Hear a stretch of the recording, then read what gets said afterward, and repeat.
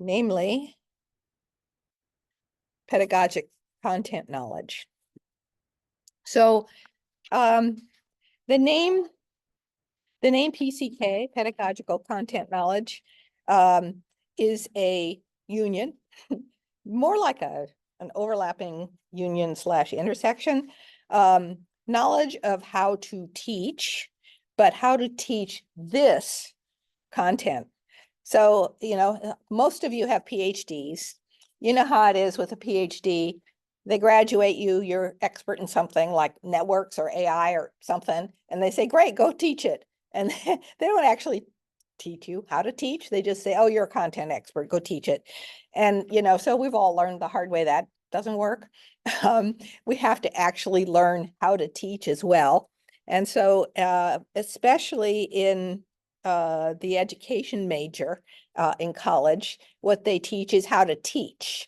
And so that's that pedagogic piece.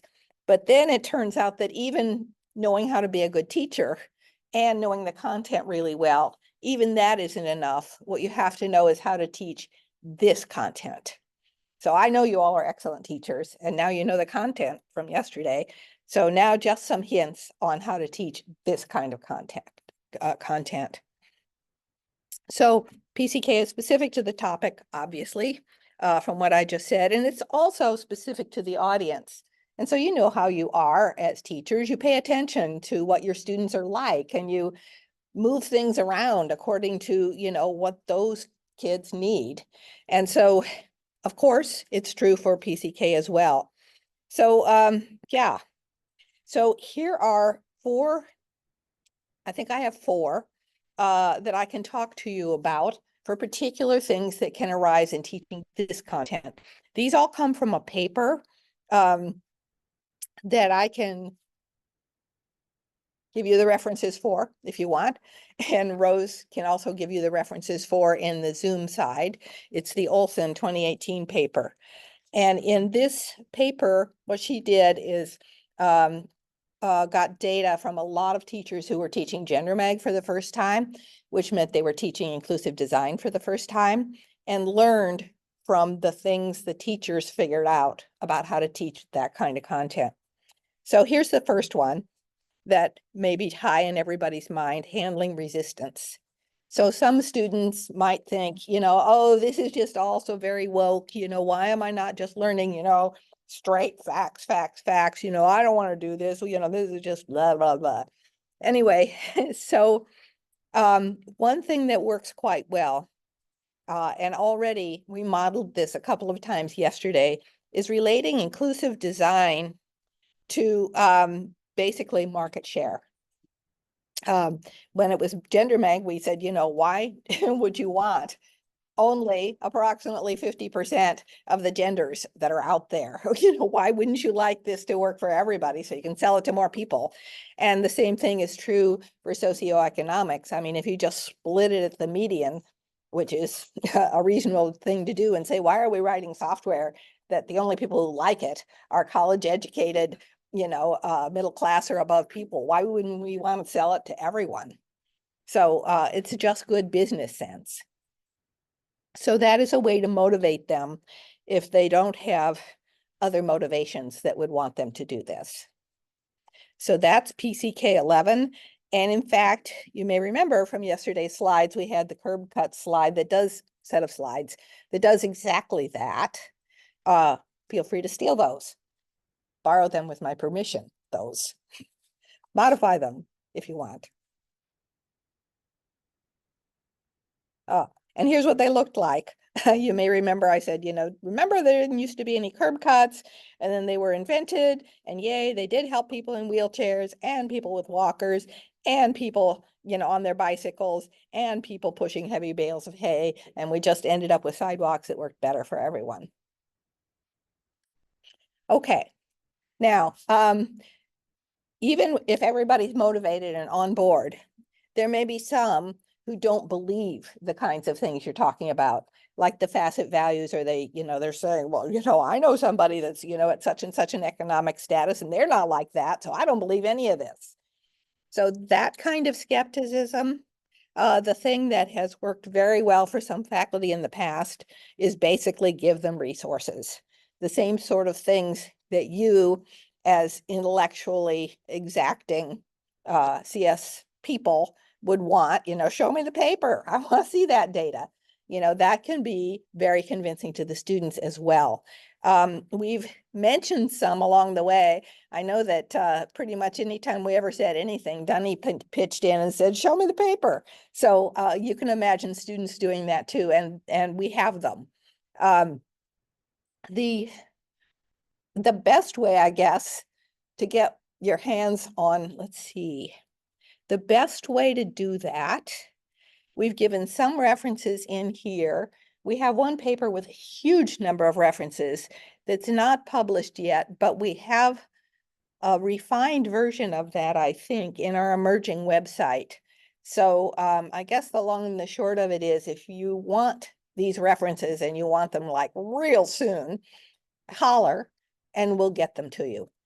Because when we developed the socioeconomic facets, we read very carefully over 200 sources from literature, and we interviewed people and just all kinds of stuff. And so these are extremely well based, in fact, and actually we've verified them as well with surveys of students at various universities.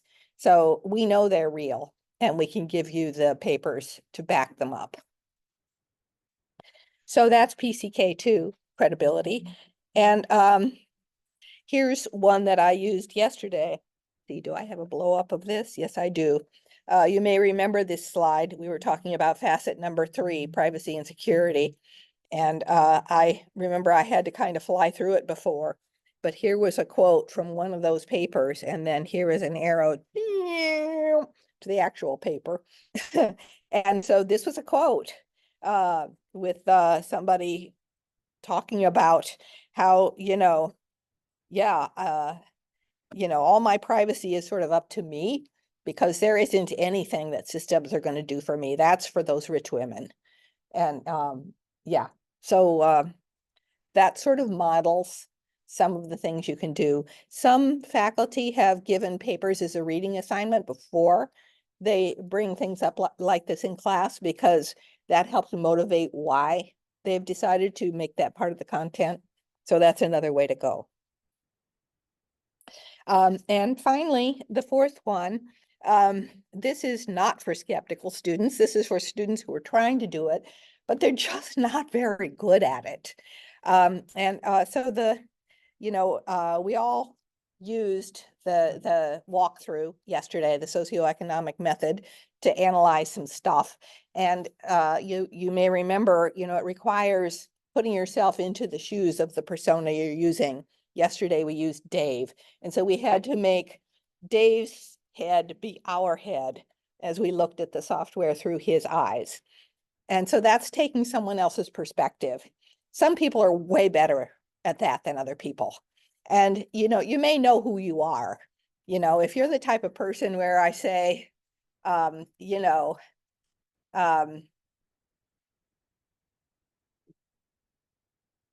I say, you think this shirt makes me look fat? You're the type of person who knows the answer is no. It's got to be no. No matter what, the answer has to be no. And if you're the type of person who answers honestly, good for you. You have no theory of mind. So some people are just better at it than others. And so sometimes, though, they can be kind of coaxed, shaped into the right position by just reminding them a lot, as maybe some of the coaches did yesterday, the student helpers, reminding the students that, no, we don't care what you would push. What you have to think about is, given Dave's facets, would he push that? And no, we don't care what the user would push, because if the students say, oh, users would do this, what that tells you is they are not thinking about anyone.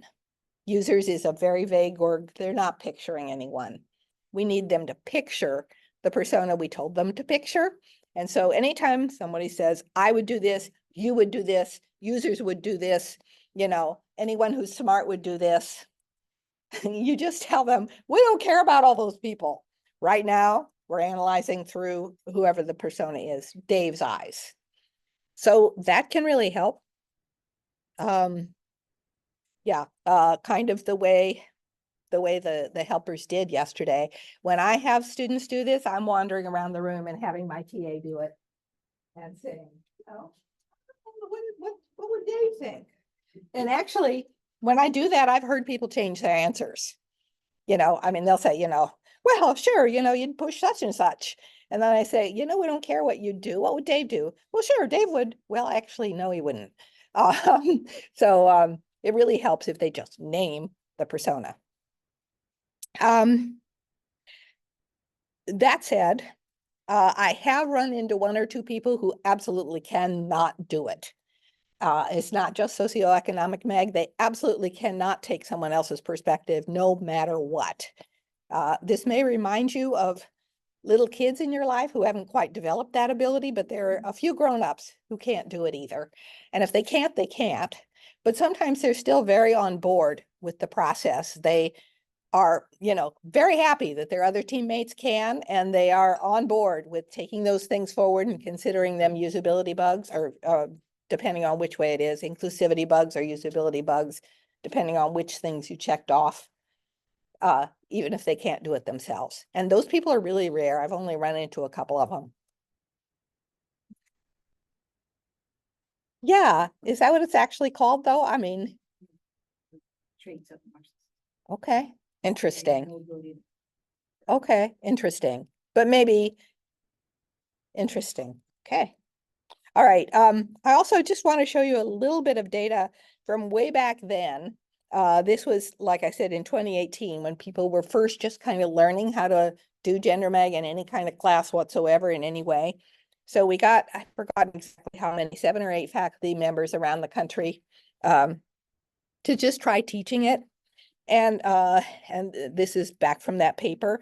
And this is just the results of a survey of the students in one of these classes. There were 132 of them in this class. And there were 4 questions, sorry, on this survey. And as you can see, the answers were very favorable. The first one was, the GenderMag method found meaningful issues in the software I evaluated. Those students were very, very happy with the quality of what had happened when they'd used GenderMag on their own software, or whatever that software was. Second is, my team changed our design because of issues GenderMag found. You can see, although the answers aren't quite as high as this, they're still very high, well above neutral. The third one, I can do a GenderMag evaluation. That's great, because we wanted them to be able to take it out into their professional lives.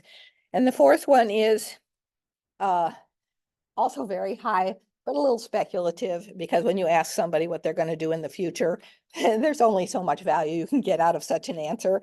But at least their intentions were good. So most of them said, yes, I want to bring at least some of this method out with me when I graduate. So very, very high results even back then.